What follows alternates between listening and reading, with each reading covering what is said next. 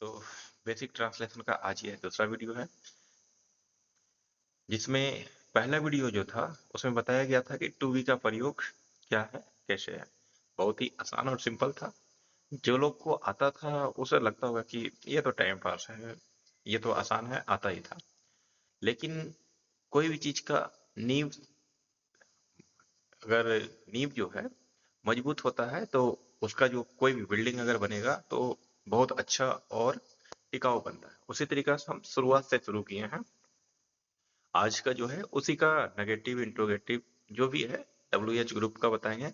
लेकिन अगर आप लोग इस वीडियो में डब्ल्यू एच ग्रुप अगर देखते हैं तो लगेगा कि नहीं, हाँ अब कुछ हमको सीखने का मिलेगा, कुछ नया है, कुछ अच्छा है जो हमको जरूरी है, जो डेली लाइफ में हमको काम देगा और बहुत इंपॉर्टेंट भी हो सकता है आप लोग के लिए।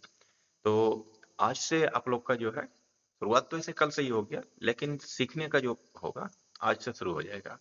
चलिए तो हम शुरू करते हैं। हाँ, तो शुरू करते हैं। टू बी का आज नेगेटिव हमको बताना है, ठीक है। ऐसे हम पहले भी बता चुके हैं कि टू बी का प्रयोग उस कंडीशन में करना है जहाँ कोई सब्जेक्ट जो है, सब्जेक्ट काम नहीं कर रहा है, ठीक है। उस वाक्य में सब्जेक्ट के बारे में बताया जा रहा है कि सब्जेक्ट का क्या क्वालिटी है। जैसे कि अगर हम यहाँ देखते हैं इस सेंटेंस में भी अगर हम देख रहे हैं कि मैं शिक्षक नहीं हूँ, मतलब सब्जेक्ट के बारे में बता रहा, उसका प्रोफेशन के बारे में बता रहा कि मैं टीचर नहीं हूँ, ठीक है। वह खुश नहीं है, उसका मन का स्थिति बता रहा है कि वह खुश नहीं है, दुखी है। तो ये हम पहले भी बताए थे टू बी में कि सब्जेक्ट का गुण बता दे, उसका स्थिति बता दे, सब्जेक्ट का पहचान करा रहा हो तो टू बी का करते हैं। तो आज हम पहले नंबर थोड़ा सा जल्दी जल्दी में नेगेटिव इंट्रोगेटिव देख लेते हैं, क्योंकि आज का जो इस वीडियो का मेन भाग है डब्ल्यू एच ग्रुप, ठीक है। तो इसको हम शॉर्टकट में समझ लेते हैं। अगर टू बी समझ में आया होगा तो ये भी आसानी से समझ में आ जाएगा। कि देखो टू बी का नेगेटिव, नेगेटिव का मतलब होता है कि कोई भी सेंटेंस में नकारात्मक वाक्य हो, मतलब जैसे कि नहीं लगा हो या ना लगा हो। जैसे कि मैं नहीं पढ़ता हूँ, मैं तेज नहीं हूँ, मैं अच्छा नहीं हूँ, वो कुछ भी कर सकते हैं। नेगेटिव अगर वर्ड लगा हुआ है तो वो नेगेटिव सेंटेंस होता है। नेगेटिव वर्ड का मतलब नकारात्मक वाक्य शब्द, जैसे कि नहीं या ना। जैसे यहाँ लिखा हुआ है कि जब वाक्य में नहीं लगा है तो उसका अनुवाद जो है एम इज आर के बगल में क्या करना है, कुछ नहीं करना है, नोट लगा देना है, ठीक है। जैसे कि अगर मैं शिक्षक, अगर इसका बनाते हैं मैं शिक्षक हूँ तो आई एम ए टीचर होता है। लेकिन अगर यहाँ पर हम बना क्या रहे, मैं शिक्षक नहीं हूँ, ठीक है। तो यहाँ पर क्या बताया है कि अगर नेगेटिव रहे तो सिंपल सा एम इज आर जो रहेगा उसके बगल में नोट लगाना है। कोई भी सेंटेंस है एम इज आर के बगल में नोट लगा देना है। जैसे मैं शिक्षक का कैसे बनाता था, आई एम ए टीचर, तो नहीं है तो हो जाएगा I am not a teacher. जैसे वह खुश नहीं है, ही इज नॉट हैप्पी, वह मेरी बहन नहीं है, she is not my sister. Simple है, ये आप लोग को समझ में आ रहा होगा कि जब नेगेटिव अगर रहेगा तो एम इज आर जहाँ रहेगा उसके बगल में नोट लगा देना है, ठीक है। नेगेटिव में कैसे पहचानेंगे, तो उसमें नहीं शब्द लगा रहे, जैसे कि हम तैयार नहीं है, इसमें नहीं लगा हुआ है। तो नहीं लगा हुआ है तो डायरेक्ट हम का पहले क्या इंग्लिश होता है, वी। उसके बाद वी के साथ में क्या लगता है, आर। हम क्या बताए कि नेगेटिव है इसलिए एम इज आर के बगल में नोट लगेगा, तो आर के बगल में हम नोट लगा दिया, तैयार का इंग्लिश रेडी, ठीक है। उसके बाद इंट्रोगेटिव, इंट्रोगेटिव का मतलब होता है प्रश्नवाचक। मतलब इस वाक्य से जो है प्रश्न पूछा जाएगा कि उसका मतलब कोई सब्जेक्ट का गुण जो है, गुण के बारे में पूछा जाएगा प्रश्न करके। जैसे क्या वह तेज है, क्या मैं सही हूँ, क्या वह घर पर है, इस तरीके से अगर पूछ रहा है। अगर शुरू में क्या लगा करके अगर प्रश्न कर रहा है तो वो इंट्रोगेटिव में होगा। याद रखना, अगर शुरू में क्या है तो इंट्रोगेटिव, और अगर बीच में क्या है, जैसे वह क्या घर पर है, इस तरीके से अगर बीच में अगर सब्जेक्ट के बाद अगर क्या लग रहा है ना, सब्जेक्ट के बाद अगर क्या लग रहा है, ठीक है, तो वो डब्ल्यू एच ग्रुप का इंट्रोगेटिव होगा। आगे हम इसको पढ़ेंगे।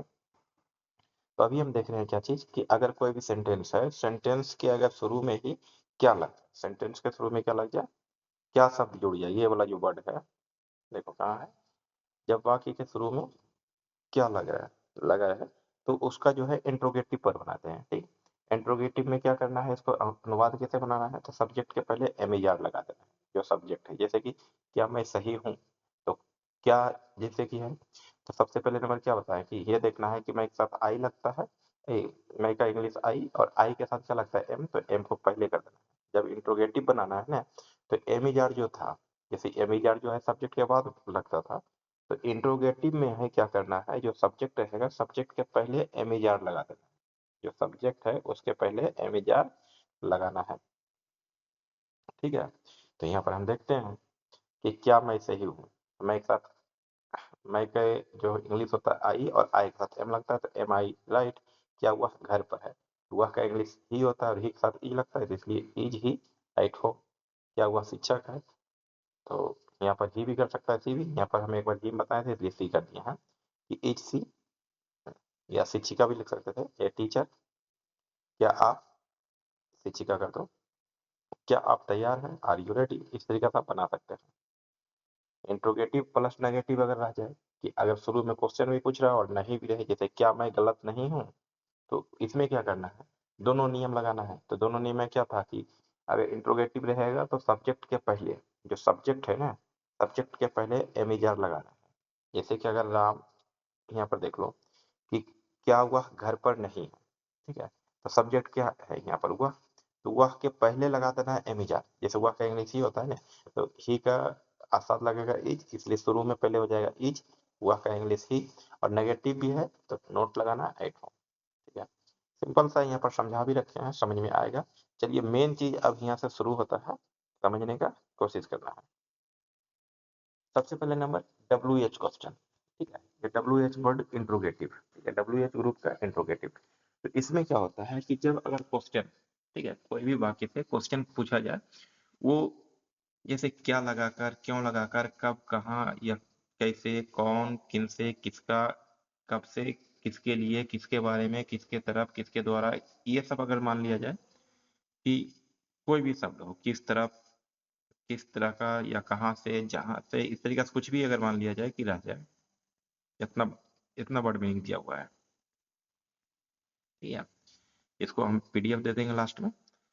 तो ये सब वर्ड अगर लगा हुआ है वाक्य में तो वो डब्ल्यू एच ग्रुप का होगा। ठीक है, और डब्ल्यू एच ग्रुप बनाते कैसे हैं, तो देखो यहाँ पर कि डब्ल्यू एच ग्रुप जब भी रहेगा तो सिंपल सा क्या करना है कि कोई भी जब वाक्य में डब्ल्यू एच वर्ड हो तो उसका अनुवाद बनाने के लिए क्या करना है कि सबसे पहले नंबर डब्ल्यू एच वर्ड का इंग्लिश होगा। जो भी, जैसे अगर क्या रहेगा तो व्हाट लिखेंगे, कौन रहेगा तो हु लिखेंगे, कहाँ रहेगा तो वेयर लिखेंगे। सबसे पहले नंबर डब्ल्यू एच वर्ड लिखेंगे, उसके बाद एक्जुलरी वर्ब। एक्जुलरी वर्ब कहने का मतलब एम ई जार, ठीक है, एम लगेगा या ई लगेगा, उस सेंटेंस के हिसाब से आपको देखना है। अगर ये शुरू से देख रहे हैं टू बी का प्रयोग अगर देखा होगा, अफर्मेटिव नेगेटिव, अगर उतना समझ में आया होगा तो ये एक्जुलरी वर्ब समझ में आ गया होगा। Am is are, was, were, shall, will, happy, ये सब जो है एक्जुलरी वर्ब है। ठीक है, तो सबसे पहले नंबर जो क्या, कौन, कैसे, ये सब रहेगा उसका इंग्लिश लिखना है।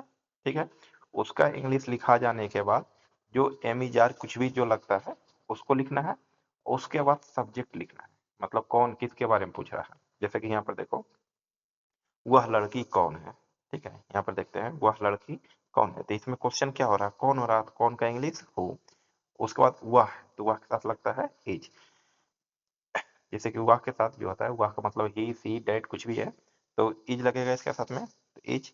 वह लड़की को हो जाएगा डेट गर्ल। अभी हम समझाएंगे आगे। ठीक है, सब्जेक्ट, और सब्जेक्ट के बाद बाकी और कुछ भी रह जाएगा, तेज, अच्छा, खराब, जो कुछ भी रहेगा उसको अदर वर्ड हम यहाँ डाल देंगे। फिर से समझना है कि अगर कोई भी वाक्य है, ठीक है, जिसमें कोई काम नहीं हो रहा, ठीक है, और उसमें अगर कोई डब्ल्यू एच शब्द है, जैसे कि डब्ल्यू एच वर्ड कहने का मतलब क्या हो रहा कि कौन हो रहा, क्या हो रहा, कैसे हो रहा, कब से हो रहा, कहाँ हो रहा, किसके लिए हो रहा, किसके तरफ हो रहा, किसके बारे में, मतलब कुछ भी इस तरीके से अगर वर्ड है तो ये सब वर्ड का सबसे पहले नंबर अंग्रेजी लिखेंगे। इसीलिए यहाँ लिखे डब्ल्यू एच वर्ड सबसे पहले देना है। उसके बाद देखना है सेंटेंस। सेंटेंस देखने से पता चल जाएगा कि इसके साथ में एम लगेगा कि इज लगेगा कि आर लगेगा या सेल लगेगा, विल लगेगा, जो भी है वो लगा देना है। उसके बाद सब्जेक्ट लिखना है। बाकी और उस बाकी में कुछ रहेगा अदर वर्ड, जो कुछ भी रहेगा उसका इंग्लिश लिख देना है। ठीक है, अब देखते हैं एक एक करके हम प्रैक्टिस करते हैं हर एक चीज पर कि जैसे एक डब्ल्यू एच वर्ड में आता है क्या आता है, तो इसमें क्वेश्चन कैसे कर सकते हैं, ये हम अपना बेसिक जो कम्युनिकेशन है उसमें भी प्रयोग कर सकते हैं डेली लाइफ में। जैसे यह क्या है, व्हाट इज दिस, ये सुनने को भी मिलता होगा मूवी में, फिल्म में, नॉर्मली अगर जिसको थोड़ा बहुत इंग्लिश अगर आता है तो नॉर्मली यहाँ हम फुल्ली हिंदी में इसलिए समझा रहे हैं, खासकर हमारा टारगेट ग्रामीण इलाके को बच्चा है जो मतलब जिसका बुनियादी इंग्लिश कुछ नहीं है, बेसिक इंग्लिश जीरो है। ठीक है, अगर हम इंग्लिश सेंटेंस या इंग्लिश वर्ड अगर ज्यादा बस बोलेंगे तो उसको समझ में नहीं आएगा, इसलिए प्योर हिंदी में हम बता रहे हैं ताकि धीरे धीरे जैसे जैसे ये टाइम बढ़ते जाएगा और 10-20 टाइप हो जाएगा, तो धीरे-धीरे हम इसको इंग्लिश में कन्वर्ट करेंगे, लेकिन स्टार्टिंग में हिंदी रखते हैं। तो सबसे पहले नंबर यह क्या है? है, जैसे कि व्हाट का, ठीक है? सबसे पहले ना व्हाट का प्रयोग हम कहाँ करेंगे, ठीक है? तो जैसे कि क्वेश्चन करने में, तो जैसे यह क्या है? यहाँ एक क्वेश्चन है, तो ये क्या वर्ड जो है ना बीच में अगर रहेगा तब व्हाट लगेगा, लेकिन अगर शुरू में रहता तो ये इंट्रोगेटिव में हो जाता, तो am is are was were जो उसको सिर्फ आगे कर देते हैं, हम इंट्रोगेटिव में समझा चुके हैं। तो यहाँ पर समझते हैं कि अगर बीच में क्या लगा है तो उसका डब्ल्यू एच ग्रुप में बनाते हैं। तो सबसे पहला नंबर जो डब्ल्यू एच वर्ड होगा उसका इंग्लिश लिखते हैं, तो क्या का इंग्लिश हो जाएगा? व्हाट। उसके बाद यह के साथ में लगता है इज, और यह का इंग्लिश हो जाएगा दिस, व्हाट इज दिस। वह क्या है? What is that. यह सब क्या है? तो देखो सबसे पहला नंबर क्या का इंग्लिश हो जाएगा? व्हाट। इसके साथ में देखो यह सब, ठीक है? यहाँ पर बहुत सा है, तो व्हाट आर हो सकता है, ऑल दिस भी कर सकते हैं। एक मिनट, जैसे कि यहाँ पर देख रहे थे क्या कि यह सब क्या है, ठीक है? तो हम क्या बता रहे हैं कि यह सब क्या है, यहाँ पर हम आर भी लगा सकते हैं, लेकिन सिचुएशन देखते हैं कि यह सब क्या है। अगर कोई चीज या स्थिति के बारे में पूछ रहे हैं, जैसे अगर स्थिति एक ही चीज होगा, जैसे कि अगर कोई सिंपल सा समझ सकते हैं कि किसी का एक्सीडेंट हो गया, तो बोलते हैं ये सब क्या हो गया, ठीक है? तो उस कंडीशन में किसी एक आदमी का है, तो वो सिचुएशन के हिसाब से हम इज या आर लगा सकते हैं। अगर बहुत सारा चीज रहेगा तो आर हम लगाएंगे, लेकिन अगर सिर्फ एक चीज का इंडिकेट कर रहा है तो इज लगाएंगे। तो वो सब सिचुएशन के हिसाब से आप यहाँ पर इज या आर लगा सकते हैं, क्योंकि कम्युनिकेशन में क्या होता है कि हम किस भावना से, किस फीलिंग से बोल रहे हैं, क्या सिचुएशन के हिसाब से हम बात कर रहे हैं, वो डिपेंड करता है, ठीक है? तुम्हारी समस्या क्या है, ठीक है? यहाँ पर भी जैसे समस्या पूछ रहा है, एक समस्या बहुत भी हो जाता है, लेकिन यहाँ पर समस्या एक है, तुम्हारी समस्या क्या है, ठीक है? तो व्हाट इज, जैसे पहले यहाँ देखना है अनुवाद, क्या का इंग्लिश हो जाएगा व्हाट है, कि इसके साथ में क्या लगेगा? तुम्हारी समस्या एक आध चीज है तो इज लगेगा, और तुम्हारा का इंग्लिश योर प्रॉब्लम का प्रॉब्लम हो जाएगा।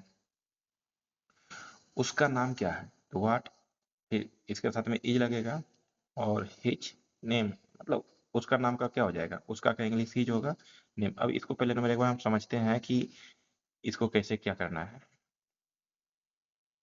देखो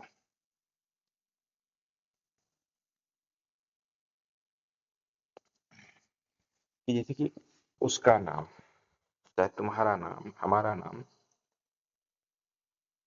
ये एक प्रकार का पॉजिटिव एडजेक्टिव हो जाता है, ठीक है? हम जैसे कि पढ़े थे, एक पॉजिटिव प्रोनाउन हो जाता है, जैसे आई है, ये हो जाता है सब्जेक्टिव केस, एक हो जाता है ऑब्जेक्टिव केस, एक हो जाता है पॉजिटिव एडजेक्टिव, एक हो जाता है पॉजिटिव प्रोनाउन होता है, ठीक है? तो आई का जैसे ऑब्जेक्टिव केस होता है मी, पॉजिटिव एडजेक्टिव में हो जाता है माई, उसके बाद इसका पॉजिटिव प्रोनाउन में हो जाता है माइन। जैसे यहाँ पर देखते हैं यह मेरा है, यह मेरा है, तो यह क्या हो जाएगा? दिस इज, मेरा के बगल में अगर कोई ऑब्जेक्ट नहीं है, कुछ भी अगर नहीं, कोई नाउन नहीं है, ये हो जाएगा प्रोनाउन हो जाएगा, तो माइन।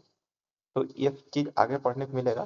सिंपल से ये समझना है कि पॉजिटिव एडजेक्टिव कब है, पॉजिटिव प्रोनाउन कब है। तो अगर मेरा, मेरी, तुम्हारा, तुम्हारी, ये सबके बगल में अगर कुछ सब्जेक्ट रहे, कोई नाउन रहे, जैसे कि तुम्हारा,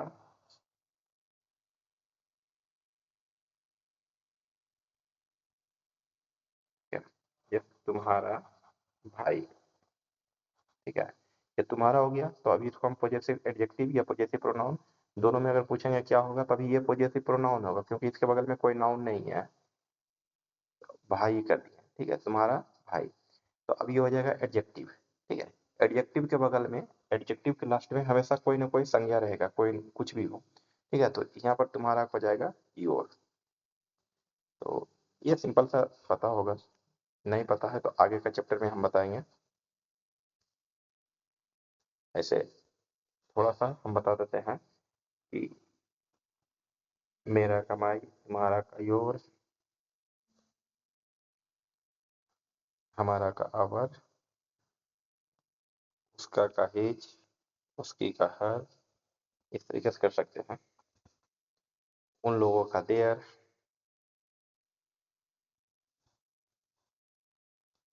ठीक है? चलिए अब समझते हैं कि अब अगर कौन लगा रहे हैं, ठीक है, तो सिंपल सा क्या बताया, पहले डब्ल्यू एच वर्ड लगाना है, तो कौन का इंग्लिश हो जाएगा हु, उसके साथ में इज लगेगा, वह का इंग्लिश ही।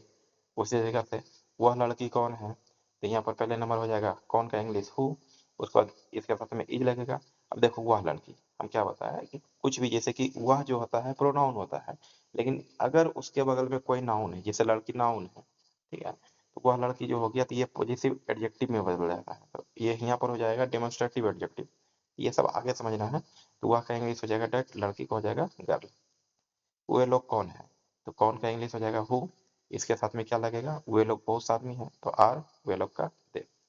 आपका शिक्षक कौन है, तो कौन का इंग्लिश पहले नंबर हु, उसके बाद इसके साथ में आपका शिक्षक एक आदमी को बोल रहा है इज, आपका का इंग्लिश योर टीचर का, ऐसा ही हो जाएगा। दरवाजा पर कौन है, तो कौन का इंग्लिश हु, इसके साथ में क्या लगेगा इज, और दरवाजा पर, दरवाजा हो गया, घर हो गया, तो ये सब में एट लगता है, एट द डोर। उसी तरीके से अगर वेयर का रहेगा, तो वेयर का भी समझना है कि तुम कहाँ हो, तो वेयर आर यू, वह कहाँ है, वेयर इज ही, ठीक है, आप समझ सकते हैं इस चीज को। तुम्हारी परीक्षा कब है, वेन इज योर एग्जाम, छुट्टी कब है, तो कब का इंग्लिश हो जाएगा वेन, है का इज, और छुट्टी का क्या हो जाएगा द हॉलीडे। बैठक कब है, वेन इज द मीटिंग, जन्मदिन कब है, वेन इज द बर्थडे, ठीक है। इस तरीके से कर सकते हैं। क्यों का, तुम उदास क्यों, वाई आर यू सैड।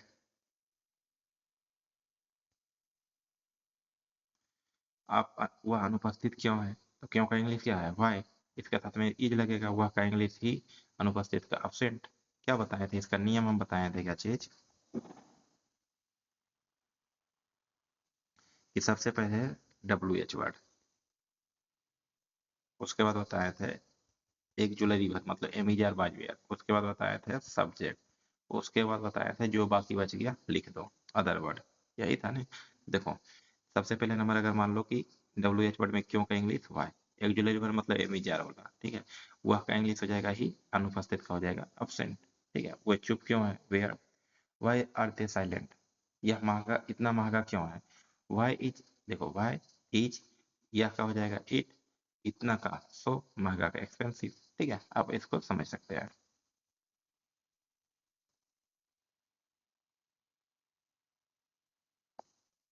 इसको देखो, तुम कैसे, कैसे का फिर इंग्लिश हो जाएगा क्या, हाँ, ये सिंपल सा है, आप इसको उम्मीद है कि समझ सकते हैं। वैसे ही विच मतलब हो जाता है कौन सा, ठीक है।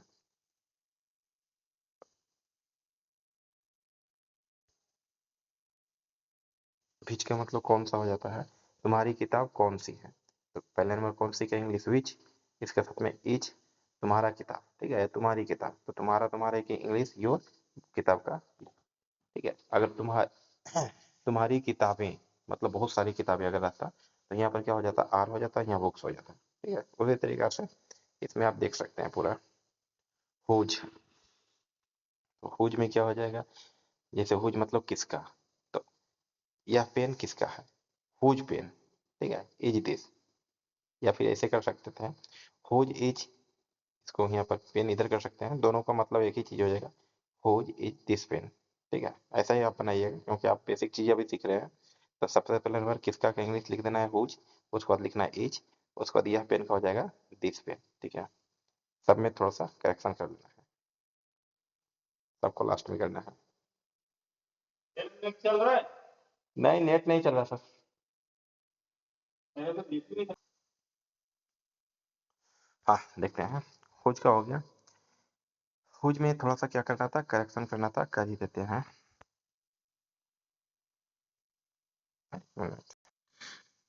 चलिए करेक्शन हो गया, ठीक है। क्या बताया था, सबसे पहले नंबर जो डब्ल्यू एच वर्ड रहेगा उसका मीनिंग लिखते हैं, किसका का हो गया, यह पेन के एक है इसलिए इज लगेगा, यह का दिस, पेन का पेन। उसी तरीके से किसका का हो जाएगा हुज, इज, यह मोबाइल का दिस मोबाइल, सेम इसी तरीके से आप चेक कर सकते हैं। अब देखो हाउ मेनी, ठीक है, कितना का दो प्रकार का मीनिंग होता है, एक होता है हाउ मेनी और एक होता है हाउ मच, ठीक है। तो जब अगर गिनती जिसको हम कर सकते हैं, ठीक है, जो काउंटेबल होगा जिसको गिन सकते हैं, उसमें हम लगाएंगे हाउ मेनी, और जो काउंटेबल नहीं होता है जैसे दूध, पानी, चीनी, ये सब चीज जो है जिसको हम गिनती नहीं कर सकते हैं, उसमें हम लगाएंगे हाउ मच लगाएंगे।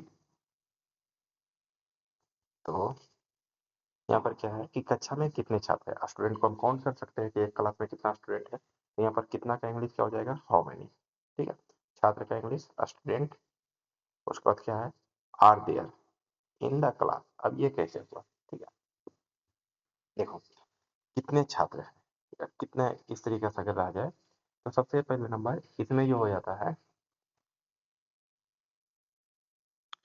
तो इसे कितने छात्र हैं, ठीक है, जैसे कि कक्षा में कितने छात्र हैं, तो यहाँ पर अगर हम देखते हैं कि ये कितने छात्र जैसे मेन सब्जेक्ट हो जा रहा, ठीक है, जैसे इसको समझने के लिए हम कि यहाँ इस छात्र का उपस्थिति को दर्शा रहा है। जैसे एक चीज हम पढ़े थे कि एक राजा था, ठीक है, देयर वाज ए किंग, मतलब कोई भी आदमी, वस्तु, सामान की स्थिति या उपस्थिति को दर्शाने के लिए हम देयर का प्रयोग करते हैं, ठीक है। इसीलिए सबसे पहले नंबर ये हमारा मेन सब्जेक्ट हो जाता है, ठीक है, कितना के बगल में जो है, तो जैसे कितना छात्र है, सिर्फ कितना का मीनिंग नहीं होगा, तो यहाँ पर कितना का हो जाएगा हाउ मेनी, छात्र का हो जाएगा स्टूडेंट्स, ठीक है। उसके बाद जो है स्टूडेंट्स बहुत सा है इसलिए लगेगा आर। और ये देयर क्यों लगा, तो देयर जो है सेंटेंस को कंप्लीट करने के लिए जी है, इसको हम जो बोलते हैं इंट्रोडक्टरी देयर भी बोलते हैं या डमी देयर भी बोला जाता है, ठीक है। ये सिर्फ सेंटेंस को पूरा करने के लिए, ताकि सेंटेंस कंप्लीट हो, उसके लिए है। कक्षा में ये तो है, तो इन द क्लास। अगर सिर्फ हम यहाँ देखते हैं कि ये हमारा सब्जेक्ट हो रहा, हाउ मेनी स्टूडेंट्स, यही है, हाउ मेनी स्टूडेंट्स आर, ठीक है, ये सेंटेंस कंप्लीट नहीं हो रहा है, ठीक है। तो कंप्लीट करने के लिए देयर लगाया गया। इस कब लगेगा, तो जब कोई व्यक्ति, वस्तु, स्थान कुछ भी है उसका स्थिति या उपस्थिति दर्शाना रहता है तो देयर का प्रयोग करते हैं, ठीक है। आगे देखते हैं, सेम उसी तरीके से ये भी है कि तुम्हारे कितने भाई हैं, हाउ मेनी ब्रोदर्स, ठीक है, कितने भाई को जाएगा हाउ मेनी ब्रोदर्स, ठीक है। उसके बाद कितने भाई हैं, अब ब्रोदर्स लगा रखे हैं इसलिए आर लगेगा, कितना को यहाँ पर देखो हो गया हाउ मेनी ब्रोदर्स। अब ये देयर क्यों लगा, तो इंट्रोडक्टरी देयर है, ठीक है। क्यों लगाता है, इसका कोई मतलब नहीं है, सेंटेंस को सिर्फ कंप्लीट करने के लिए लगाया गया है, ठीक है। सेम उसी तरीके से कमरे में कितनी कुर्सियां, how many teachers are there in the room. आकाश में कितने तारे, how many stars are there in the sky. यहाँ कितनी किताबें हैं, how many books are there, ठीक है है। तो उसके बाद सेम उसी तरीके से तुम्हारे पास कितना पैसा है, तो देखो पैसा कोई कहेगा गिन सकते हैं, लेकिन यहाँ संपत्ति के बारे में अगर बात होता है, पैसा संपत्ति, तो उसमें से मच का ही प्रयोग करते हैं, हाउ मच मनी, ठीक है, ठीक है, how much money is there, ठीक है। यहाँ पर ऐसे भी कर सकते हैं, विथ यू है या हैव यू कर सकते हैं, या के साथ हो, दोनों मीनिंग चलेगा। आगे है गिलास में कितना पानी है, हाउ मच वाटर, देखो पहले नंबर कितना पानी क्या, हाउ मच वाटर, उसके बाद इच, ठीक है। और यहाँ देयर तो इंट्रोडक्टरी का, मेक अ इन, ग्लास का गिलास। बोरी में कितना चावल है, how much rice is there in the set, ठीक है। इस तरीके से आप बना सकते हैं, how much water is there in the tank, ठीक है।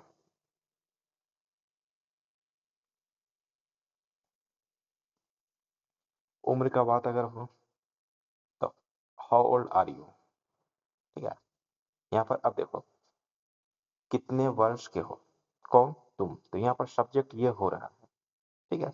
यहाँ पर सेंटेंस कंप्लीट करने के लिए आ जाएगा, ठीक है।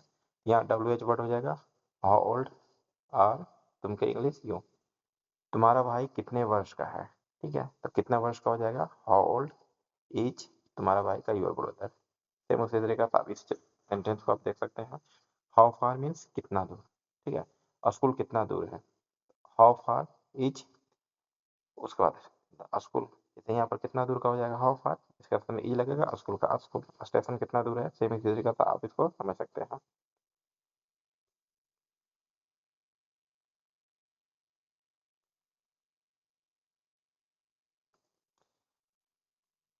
विथ होम, किसके साथ, तुम किसके साथ हो, ठीक है, किसके साथ का विथ होम, आर, तुम के इंग्लिश यू, ठीक है। वह किसके साथ है, विथ होम इज ही, वह किसके साथ है, सेम इसी तरीके से, ठीक है। फॉर होम मतलब किसके लिए, फॉर होम, जैसे किसके लिए, यह उपहार किसके लिए है, ठीक है, for home is this gift, ठीक है, इसको छोटा कर देते हैं हल्का, यह कमरा किसके लिए है, for home is this room. उम्मीद है कि ये आप समझ सकते हैं।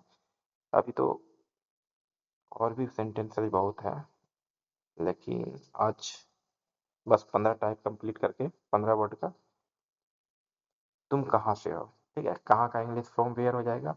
एक तो यहाँ पर देखते हैं तुम कहाँ से हो, फ्रॉम वेयर।